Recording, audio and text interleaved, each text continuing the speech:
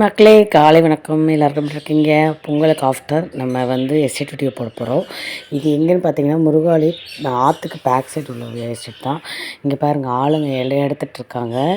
ஒரு அம்மா இங்கே நிற்கிறாங்க. கீழே சாக்கு எல்லாமே இருக்க தான் செய்யுது. ஆனால் அந்த குட்டியோட அந்த யானை சுற்றிட்டு தான் இருக்குது.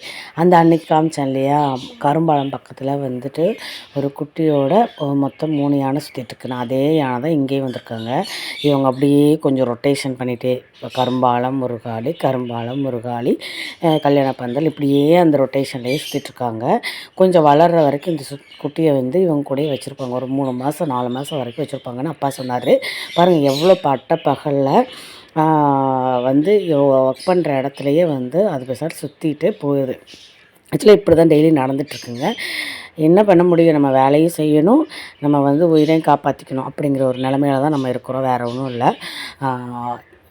வேறு பக்கம் போகணுன்னாலும் நம்மளால் முடியாது. அந்த லெவலில் தான் இருக்கிறோம் நம்ம.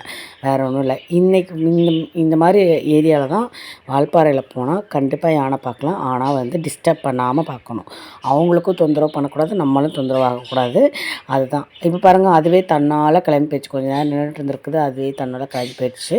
ஆனால் சில சமயங்கள் நம்ம அதை தொந்தரவு பண்ண போகும்போது தான் அது வந்து நம்மளை தொந்தரவு பண்ண ஆரம்பிச்சிடுறாங்க. அதனால தான் சொல்கிறாங்க எல்லோரும் வனவிலங்குகளை தொந்தரவு பண்ணாதீங்கன்னு. இது எப்படி பிடிச்சிருந்தா லைக் பண்ணுங்கள்.